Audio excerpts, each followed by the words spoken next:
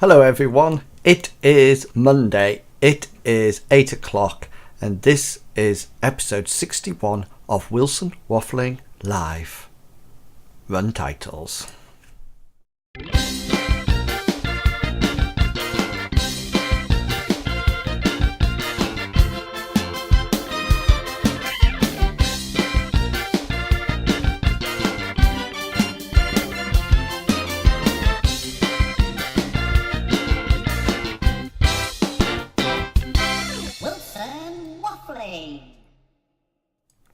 Wilson Waffling. I'm just making sure that everything is up to speed and working fine, and I think it is. Welcome to Wilson Waffling Live, episode 61. 61, we are ploughing our way forward.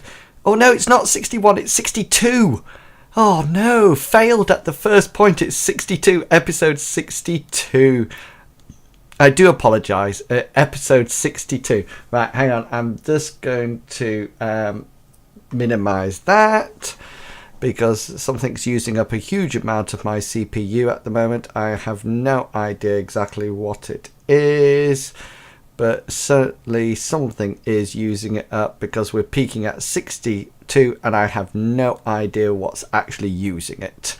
So we will see what happens. See what happens and see whether or not we actually get up to it's going down. We might have to restart at some point. We will see. If I start to drop frames, then I'll know that we're going wrong somewhere. But at the present moment in time, it's just yellow. We'll see what happens. Anyway, welcome to Wilson Waffling Live, episode 62. Today we're going to be talking about, we're going to have Tweet of the Week shortly, and then we're going to be talking about advances in technology, support staff, and the Year 4 testing for the testing of Year 4 pupils or children. So we've got a packed program ahead. So without further ado, I am going to press the button and we are going to go straight into a Tweet of the Week.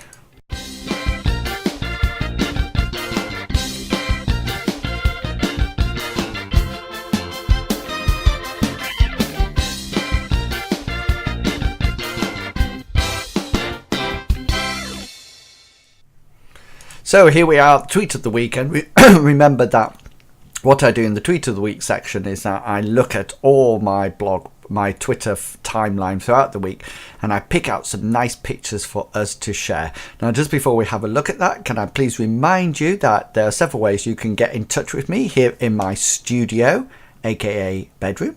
But if you'd like to get in touch with my studio, then there's various ways you can get in touch with me. First of all, if you wish, you can tweet me. And this is my Twitter handle here, Wilson YSJ. So by all means, tweet away and copy me into it. Alternatively, if you are watching on YouTube, then there is a chat room there and it's up and running now. So if you have any comments when we're going through the show, then by all means, add it, hear it. I just suddenly realised I'm rather small, but hang on, we'll risk it. There you go. I'm a bit small, but there's the chat, all ready to sort of like be used but not abused, please. And then we also have, I just realised what's causing all the lag. It's actually my camera. For some reason, I don't know what's going on there, but we'll see. And of course, so you can go to the YouTube events page there and type in the chat, even if it's just to say hello. That is absolutely fine. Hello is fine. And then we've also got, if you're interested, you can also pop along to Skype and you can add me, Wilson Waffling, to Skype. It just takes me a while to actually get everybody into the chat over there, but by all means message me on Skype as well. So plenty of places that you can send me a message as we go through tonight's show. So let's start off by looking at the Tweet of the Week. So this is when we have a look at various tweets and you can see what's been happening in my world. So start off with, of course, last Tuesday it was Pancake Day, and it does so coincided with Wilson Waffling, the Wilson Waffling Radio Show on Radio YSJ. So first things first, here we go. Here's some pancake pictures. So here we have Lois with her lovely pancake with Nutella on and raspberry. So a bit of healthy eating there. From Lois. Sorry, well done. And then we have this one, which is Isaac and Hannah, who also sent in their pancake picture there, and they're looking a little bit plain, but it's still yummy.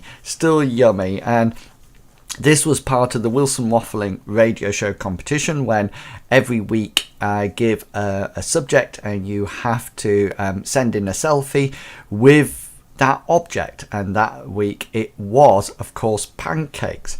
Of course, some people were having a rather bigger party, and you can see here's the lads and lasses from let me get this right. I'll have to get this right. I think it's group two, I think it is. There they are having a pancake party in between sessions, which is absolutely fantastic.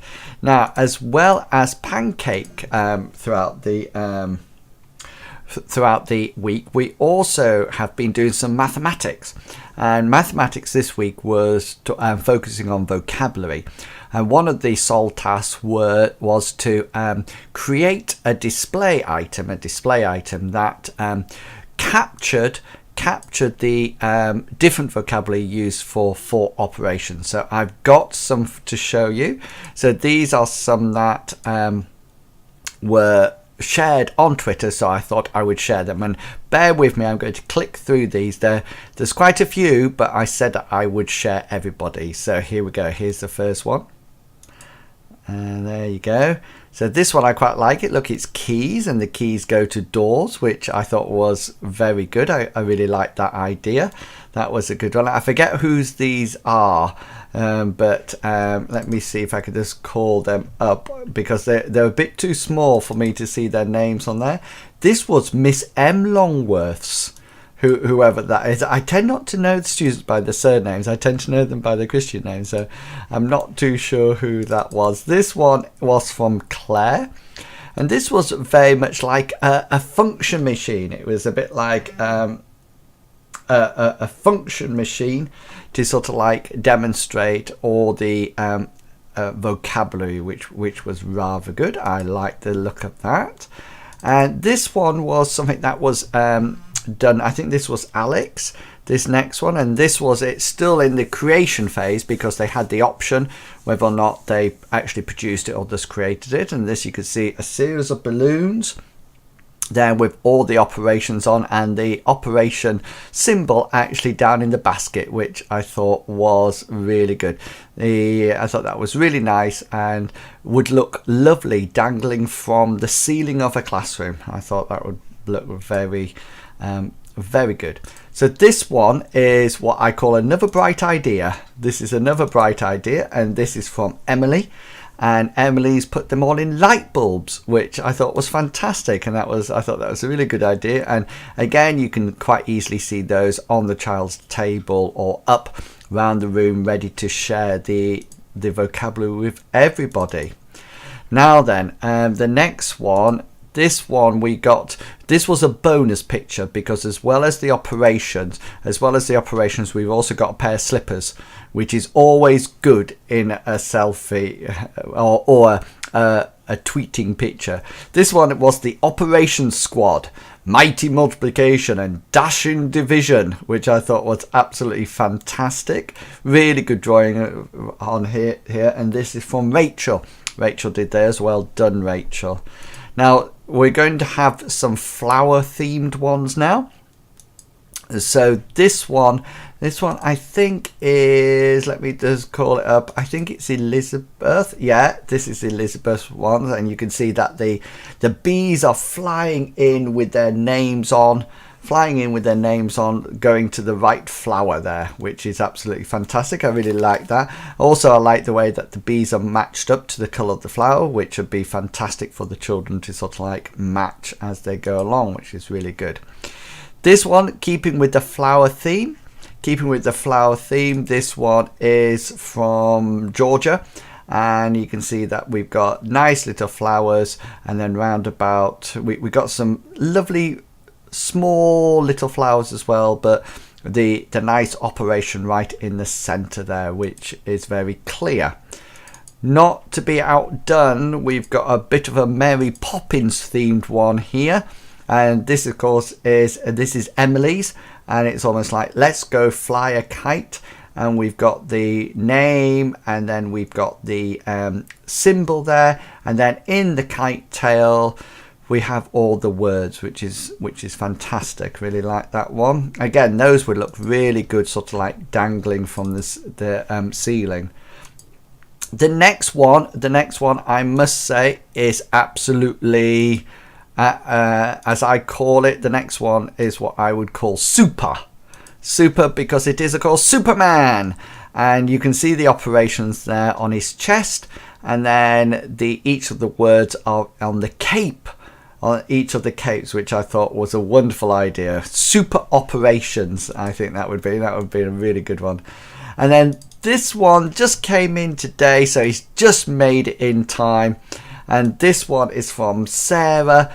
And you can see that we've got the addition balloon going up through the clouds, and as it goes up through the clouds, then we've got the words for of, plus, some of, total, more than thing, words that mean addition there, floating up into the sky, which was absolutely fantastic.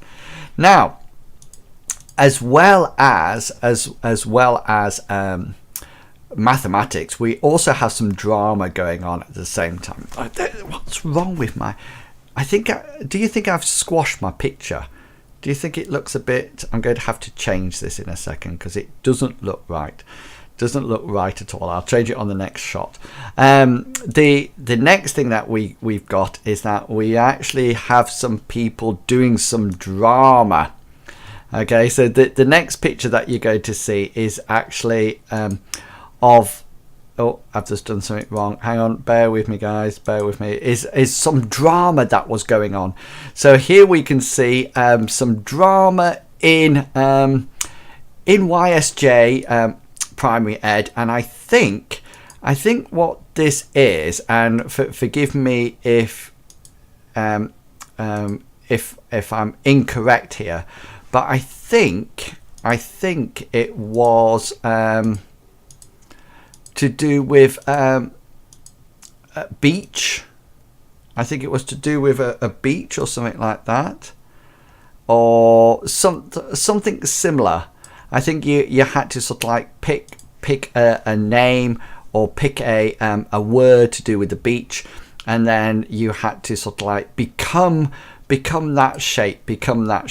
So I thought that was really good. I was really confused with what the lad on the front left was doing, Rob, but apparently he's swimming, and there is some action in the background there because it looks like somebody's about to push somebody off a cliff, but apparently they was totally safe and it was fine. So that, guys, with the treat of the week. So if you saw yours coming up, then that was fantastic. And what we're going to do is that we're going to get on with some discussion, some educational discussion. So hang on. I'm going to move you. I'm just moving you across to the other screen. There you go. You're in the other screen now. So now I can actually call up my web page and get that on here. I don't know what's going on with my my actual CPU at the moment, but it's going 90 to the dozen and it doesn't look healthy at the moment, but we'll bear with it. It might be better once I go a bit small. Now, the other thing I would like to say to you is that we've actually got some topics coming up every week now, and what I've done is that I've actually made this which is a see, once I'm small again, the CPU goes right down. So I don't know I don't know what's going on there. I think it must be something to do with my camera setting. I need to check that. I might have to get rid of it and reinstall it and see what actually happens. Anyway, yeah, I've started off a new topics for Wilson Waffling Live. So there is a form now that if you would like to present on the show with me, or if you want a topic for Wilson Waffling Live, then by all means you can enter it, and I'll put the link down below in the in the comments down below, and you can sort of like enter it in there and put in your name and your contacts and what topic you would like to feature. And with each topic that comes up, if you wish, you can go along to this page, which is my ask.fm/Waffling Wilson, and you can ask me a question, and you can see there just down here is a little button, and that's where you can ask me a question, and you can ask it anonymously, or you can say that you want to put your name in, and then that's absolutely fine. So what is going to be next week's topic? That's what I hear you asking. So next week's topic, up goes the CPU when that happens. Never mind. Carry on. Come on, computer, you can do it. So next week's topic is going to be rules and expectations. So what would you like to ask me about applying rules or expectations, as I call them, within the classroom? You might want to ask me if I have any good rules or good ways of entering it, or good or establishing it with the children, or maybe you want to ask me about specific rules, or whether or not I agree with certain rules or disagree with certain rules. Completely up to you. You decide what you want to like to ask me, and you can pop along to ask.fm/Waffling Wilson, and you can ask me whatever you want, and I will answer them next week. In a similar way, if you wish, you can, of course, if I can just find where it is, you can, of course, pop along to wilsonwaffling.co.uk, and up here there's a button that says Ask Me, and you can just click on there and go straight across to the Ask Me section, not the Minecraft section. So by all means, you can go over to there as well. So lots of opportunities for you to ask me questions. So next week's topic, rules and expectations, or how I set them, etc., etc. So ask away, and if I get any questions, I'll answer them on the stream. Alternatively, I'll just talk about rules and expectations. So first things first, today we're going to talk about support staff. Okay, we're going to talk about support staff. Now let me just blow this up so it's nice and clear when we go across to it. So here we go. So the first thing that we're going to talk about today is support staff. Now then, I'm well prepared for tonight. I've even got some notes down. I'm very small in this box, aren't I? Have you noticed that? Really, really small. The box seems to be tiny compared to me. Let's see if... Hang on, guys. Hang on. Just hang on there. Let's see if we can do something here. I think it's this button. Oh, there we go. That's better. I'm a bit fuller now. Whoop, there you go. I've spread out a bit. So this was a newspaper, an article that I read on BBC newspaper, 13th of February, so it was on Saturday 2016, and it states that support staff are doing the teacher's work. Okay, support staff are doing the teacher's work. So the question is this true?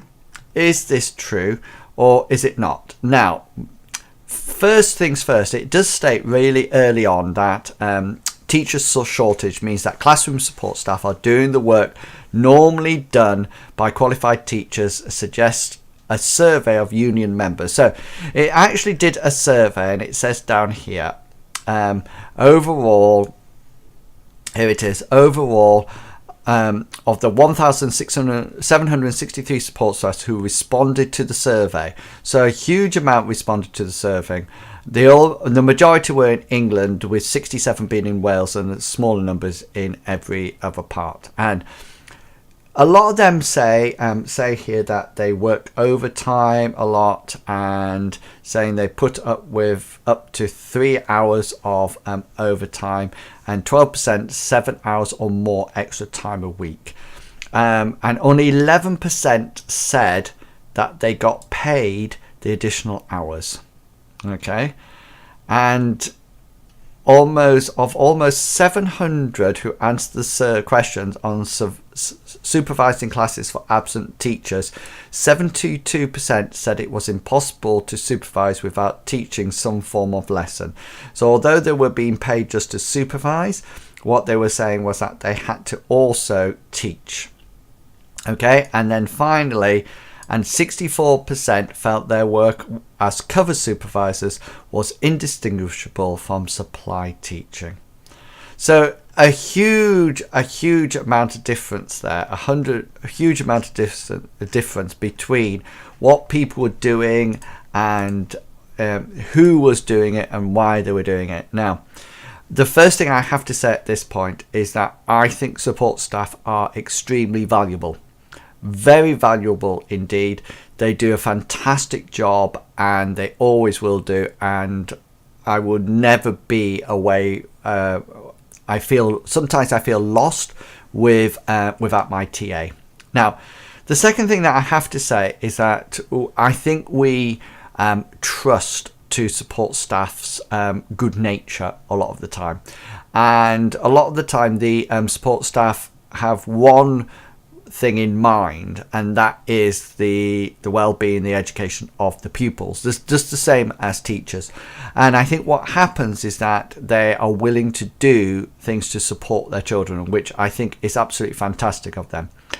I think there is a discrepancy between what we can get away with, and I think that is the big question, because sometimes I feel what we do is that it is possible in school to actually take advantage of support staff, and we have to be very, very careful. And within this article there seems to be almost like this argument between who's to blame for it, between the teaching unions and the government. And of course the government is stating all the time that there's not enough teachers coming into the profession, and what the unions are saying basically is that, you know, there's more and more pressure going on to teachers, and so there needs to be some help come from somewhere, and that is why they're utilizing support staff. But also the fact that there is not enough money to go out and get support staff now, get replacing teachers. So it's interesting that when you come here, the government down here says more people are entering the teaching profession than leaving it, and more teachers are in our classrooms than ever before, which I think that's quite a dichotomy at the moment, because I know that a lot of the time we're saying that there's not enough teachers, so I'm not too sure where that one was going from. The government does say that support staff are best used when they add value to what teachers do, not when they replace them. And I think they do that. And I think what needs to happen is that more money needs to be made available to sort of like employ new teachers, or teachers to cover via supply cover, or even to train TAs, if they want to be trained, to become more teacher based, so they become more of a sort of like HLTA, or rather than, you know, so they actually get the benefit from actually working with the school, but also they get the more money for doing supply cover and actually working with the teacher or teaching the children. Now, I think it's interesting that some of the stories that come back from the survey, in any given week I can cover up to 30 lessons plus 2 registrations a day, said a cover supervisor in a secondary school here. So here, a teacher assistant in Warwick Primary School said, I cover teachers 2 days a week, during which time I teach the class. I teach the class. Now, I think it's... I don't know how to take this report at the moment, and I think I would really like to see more information about it. But I do think we are probably at times taking advantage of our support staff, and I think they are underpaid. I think they do a fantastic job, and really and truly they should get paid a lot more money for what they do. And I think if it gets down to money, then we need to pay them more. But at the same time, if more money is available, then in my opinion, we should be getting trained members of staff in to do the teaching, and allow the support staff to do the job that they were trained to do or were paid to do. So to sum up, I think for me, it's more of a case of I think it's all down to money. And I think, when that's the case, then we have to make sure that we're actually providing the right amount of money for both to employ teachers, but also for the support staff. Now, the next thing we're going to have, I hope that was interesting. I hope you got something from that. And by all means, go and read the article. It'll be down in the links below after this recording. So next thing that we're going to have a look at one of my past apps of the week, and we're going to have a look at an application called Telegami. So here we go. It's a nice application for either the iPad or iPhone, and I'm going to review it on here and show you how to actually use it. So the first one that we're going to look at today, as you can probably see, is Telegami. And this comes in a free version and also a paid version, and I am using the free version. I always believe in free stuff. And just to let you know, I'm running this on an iPad Air 2 at the present moment in time, and recording it with ScreenFlow from Telestream, but also using the app Reflector in order to record my screen, my iMac screen, while using the iPad in front of me. So first things first, let's not bother about this how-to or anything like that. Let's go straight to create and get in there. So here we go. Now then, I'm just going to go up here and press the reset button to start off with, so you can see how it actually starts off. And this is how it starts off. Hello, lady. And this is the lady that you get to start off with. And then what you can do now is change this avatar and sort of like put your own slant on it. So if we press character here, we can then go to gender, and we can change the gender from male to female.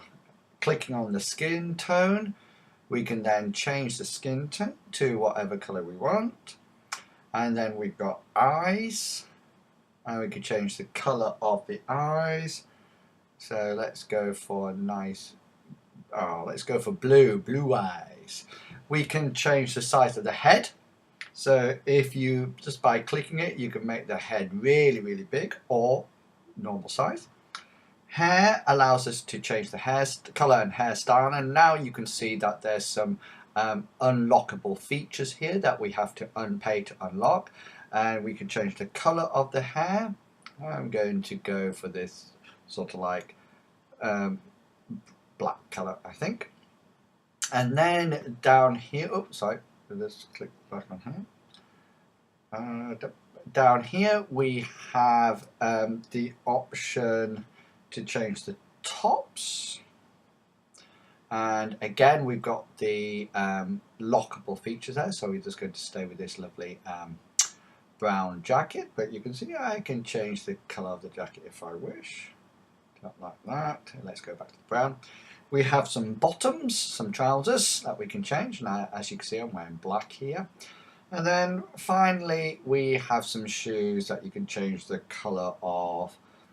Let's go with some dark brown ones there. So that's the character.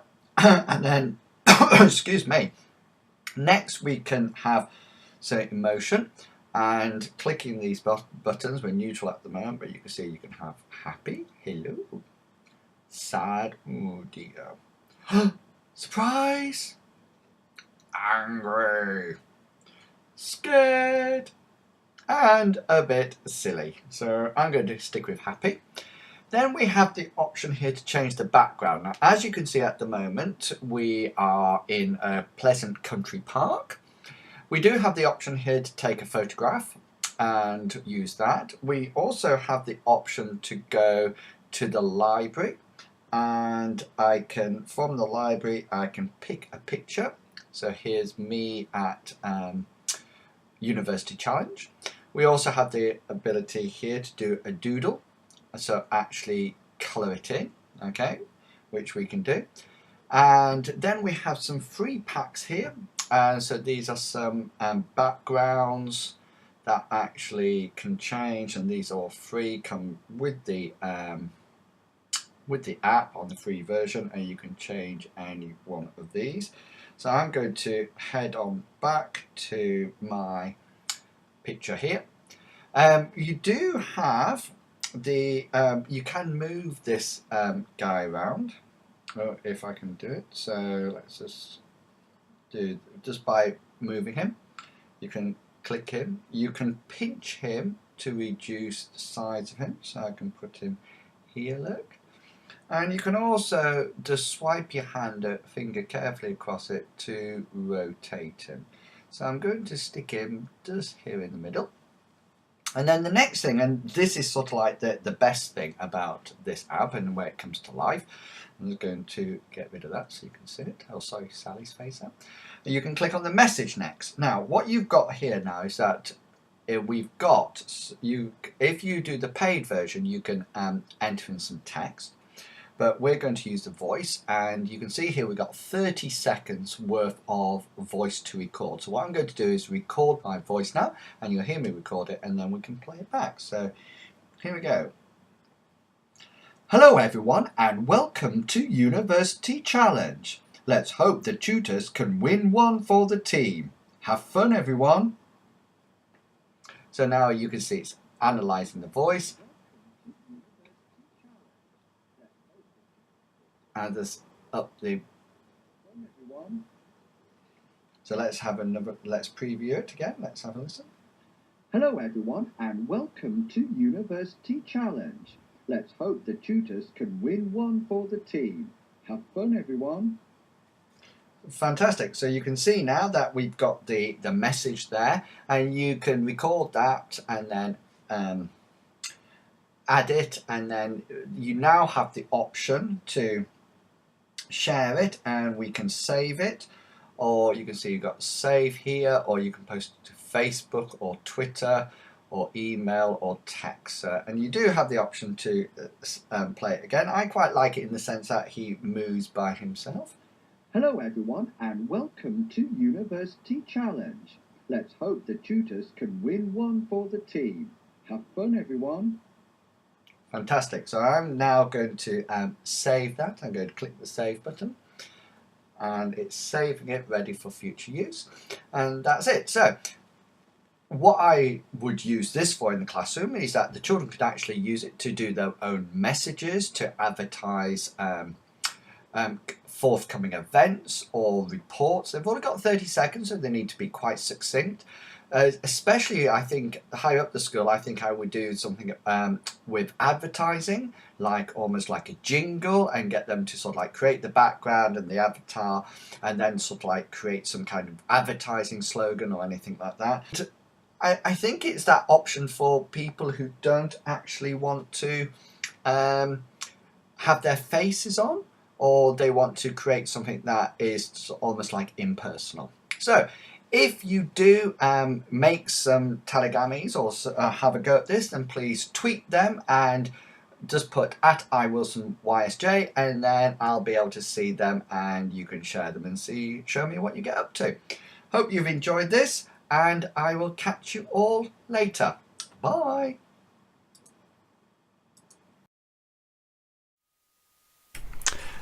So that was me talking about telegamy. So by all means, go off and download the app and have a go. And if you would like to watch the full video of this without watching all the show, then it is down underneath. So we talked about support staff. So what's your opinions about support staff? Do you think that they are doing the job of the teacher? Do you think they actually are doing the job and that is incorrect? Do you think they should be paid more money?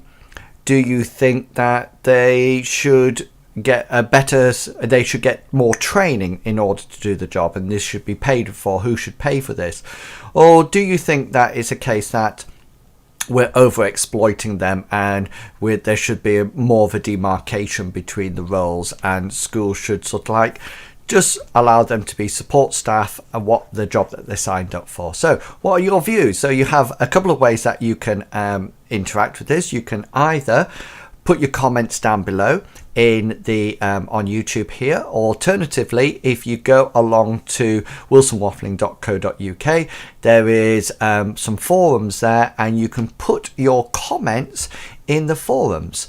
And there will be something called the opinion minion, and you can go in there, or I might rename it to call it Wilson Waffling Live, and in there will be the articles that I read and you can add your comments there. Alternatively, of course, at the bottom of this post you will be able to just add your comments there as well. So go along, engage, let me know what you think. Remember, it's non-judgmental, it's an open discussion, and everybody's very supportive on both the forum and the site. So let me know. If you would like to tell me now and you can sum it up in 140 characters, then by all means put it on Twitter. So let's talk about our next topic. And our next topic today is going to be testing. And what we're going to be talking about is the new test for 4-year-olds, about being unreliable and disruptive. And this is another article from the BBC News website. I've got a couple from there today and this week, and this is the official assessments for year 4 in England are unreliable and disrupt the early days of school when children should be settling in, a report says. So quite almost like a damning report there. Many said that the tests themselves are unreliable, duplicate work, and did not marry with existing assessment systems. The really interesting bit I like about this one is down at the bottom, and I think this sums up. Let me just find it. I need to find it. Oh, here it is. Just here. And one teacher in the report said, if you have got 60 young people coming in and you have to tick 47 boxes, the test itself has 47 boxes that are all about them. Of course, your mind is going to be on that rather than talking about them, about their new shiny shoes or their pet rabbit at home. And I thought this sort of like sums up the report for me, and sums up this whole discussion about testing, and especially for 4-year-olds. A lot of schools already have things in place, and what the government is trying to do here, I think, is standardize it across the country. And I think the problem with that, is that this is a very important time in the school for the children. And what's happening at this time is that they're settling in and they're getting to know, getting to know the teacher, getting to know their peers and everything. And although it's really admirable that we're going to have a baseline, to me, this is the wrong time. The priority is all wrong here. And, with 4-year-olds, we almost like testing them too early, and there's a lot of comments in the report about them not being able to understand what's going on or misinterpret the questions. And do we need this baseline? I mean, the schools already have an existing baseline, and this almost is an attempt to standardize it. And I always say in my assessment lessons that it's one of the key points for assessment, in my view, is to understand about the child and understand how they learn. And to me, those are the two most important things. Anything after that, anything to do with summative assessment or formative assessment or anything that sort of like gives me some kind of level or stage they're at, then to me, that is too much. That is too much. I know I have to do it as a practitioner, but to me, to start off with, the important thing is getting to know the child. And, you know, I think this is probably in the wrong time or place. I think a lot of the time, you know, you look at other countries such as Finland and Norway, and they have a much better early start to the childhood. And to me, maybe the baseline needs to be set at the end of the foundation stage, right at the end, so the children have an opportunity to socialize, interact, learn what school's all about, get settled in before we start thinking tick, tick, tick, tick, tick, let's get some information from them. And I think with that settling in phase is so important for children that we fail to sometimes acknowledge it. And the report was saying that some people have actually got other teachers in, so the teacher could be freed up to actually do this testing. And I just sort of think, why are we doing this? Why are we testing children together from beginning to end? And anybody who knows me will know that I'm not a great believer in testing. And I believe in assessment for learning, but not so much testing. And I just think it's overused and gives the wrong impression. I think it has real damage onto children's learning and motivation and promotes anxiety. So to me, this is just sort of like off the scale. It's just off the scale. You know, we get into a situation that as soon as they come into school, we're ticking boxes. And also the limitations of that ticking a box, you know, what does it mean? What does it mean for a child who's 4? Does it mean they can do it on that precise day? What about the day after? What about the hour after? What about the minute after? What is it about? And I think I can see why it's talking about being unreliable and disruptive, and I think that is something that we really need to change. And you know, and well done to the people who brought out this report. I'm not an early years specialist, so I tried to get some people's views about this, but unfortunately I couldn't get it in preparation for the show. But what do you think about testing for 4-year-olds? Do you think it's what we should be doing? What do you think about the article? Is it something that do you consider them unreliable and disruptive? Are you an early years practitioner and are thinking, why are we doing this the same as I am? You know, what's your views about it? So remember, you can of course add it in the comments below here on YouTube, or you can pop along to wilsonwaffling.co.uk and put the comments down below in the blog post, or even better, why not join up for a forum and be brave and press that button, join up, register it. You can also use the chat room, the waffling chat room for the radio station when it goes live, and you can add your comments there and start to interact with each other. So what's your views about, you know, testing 4-year-olds? Reliable and disruptive? Waste of time? Better use of time? What do you think? So that was the this article here about testing for 4-year-olds on the BBC web page. So we've got a couple more articles to have a look at before we call it a night. So can I please remind you before we go any further that next week's show is all about rules and expectations. So if you have any questions that you would like to ask me about rules or expectations, then pop along to wilsonwaffling.co.uk and click the Ask Me button at the top and send me your questions, your queries, anything you want to know about setting rules and expectations. Completely up to you. You go for it. Now, we've got just a couple more things to look at today before we call it a night. And thank you to everybody who's been around tonight. And this is the first article that I just want to quickly have a look at. And this was, I really enjoyed this. This was 40 years of educational technology computers. And I don't know if you can see that picture there, but that was actually my first computer that I actually helped children on that computer, and that made me want to become a primary school teacher. And I was actually using a game called the L game, which was, would you believe, especially what I teach now, was a mathematical game. So that's what I was actually using there.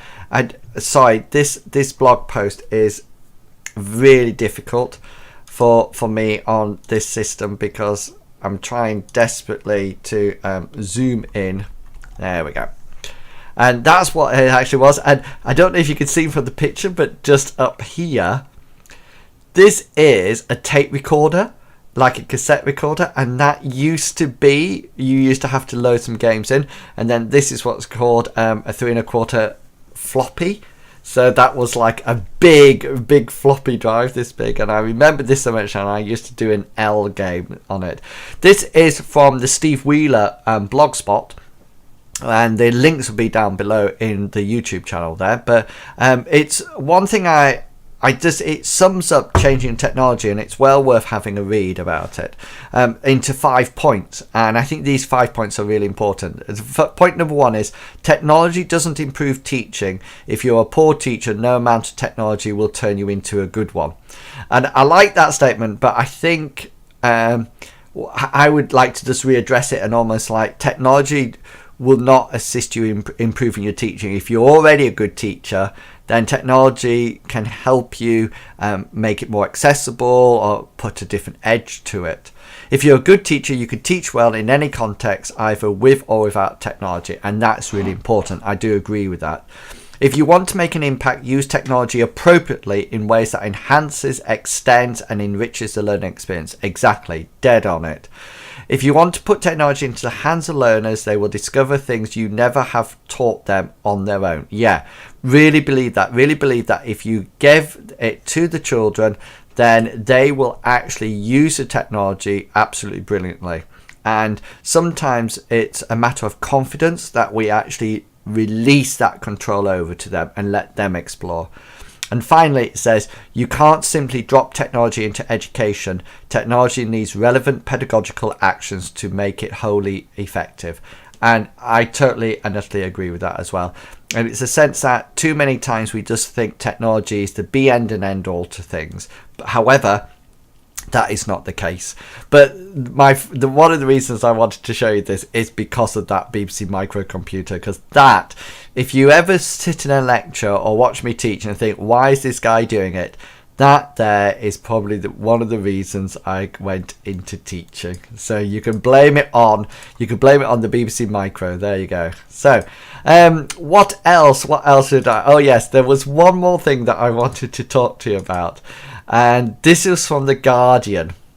Okay, and this is really interesting because it talks about people's or students' days on placement. Okay, and what I wanted to do, you can see here, it scared me a bit, the first sort of like comment on here, because it says the whole class ran over and dived on top of me. What on earth is happening here? So to me, there's some really interesting stories. And the first one's a primary school one, and then later on there's a guy who went to do it's from the University of York, so near where we are, to work at a local college. Okay, so there's 2 examples there, but I wanted to sum up my advice for placement. Okay, and I wanted to sum it up in such a way to say, if I could sum up in 3 rules about your first day of placement, what would I say?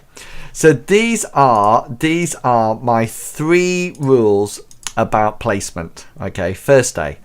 Number 1, you are there as a teacher, not as the children's friends. Okay, that's a really important piece of advice.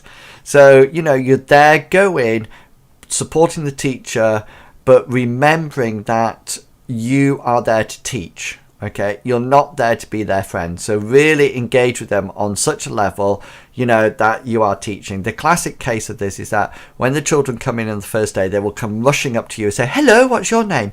And listen to what the teacher has said. And if the teacher said, I would like you to the children, they say, come in and sit on the carpet. Then I would always stand there. And as they came in, the children would say, hello, what's your name? And I would say, I think your teacher asked you to sit on the carpet.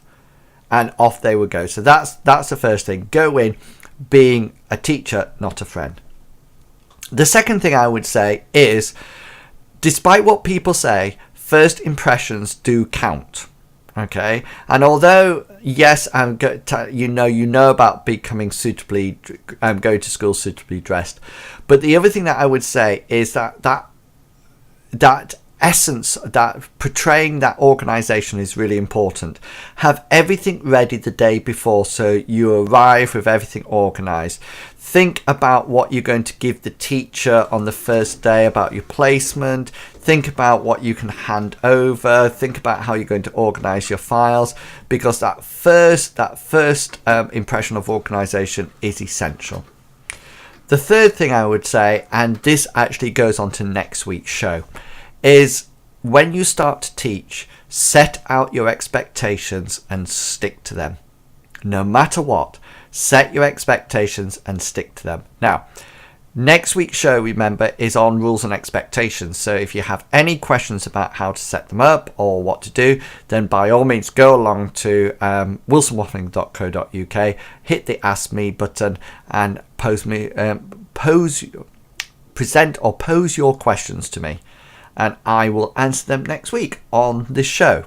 Okay, so those are my three pieces of advice to you on your first day of placement. Now then, can I say thank you very much for being with me tonight. Thank you very much for coming along and joining in, and I hope you've got something exciting from it. And now it's down to you guys. You need to get involved, say what you think, go over to the forums, get a bit of chat going over there, or put it in the comments below here or in the YouTube chat below. Say what you think. Reinforce it with examples from your own practice. Engage with it. If you've got any reading, then add that as well. Although we're on YouTube or we're on the web page, remember, we're still in a professional environment, and whatever you can say, totally non-judgmental. Say what you think, and that's really important. Okay, so I hope you've enjoyed tonight's show. Thank you very much for coming along. I hope it's been beneficial for you. You've got two things that you can think about, and one to do with support staff and the other one to do with testing for 4-year-olds. So if any of those grab your attention or you're really interested in them, then by all means put some comments below. Don't forget, if there's any topics that you would like me to say in the future, talk about in the future, then by all means fill in the form. Again, the link's down below underneath this video, and I will engage with those topics. Next week it's rules and expectations, so if you'd like to come in for a chat, then add me to Wilson Waffling on Skype, and we can have your video in and you can come and join me, or by all means chat in the Facebook throughout the show and get to interact with each other. I do hope you've enjoyed this episode 62 of Wilson Waffling Live. I've certainly enjoyed presenting it to you tonight, and I would just like to say that you should really, I'm just finding it now, we need to find that one, that thank you for coming along, and you can consider yourself waffled. Have a great evening, guys. Bye.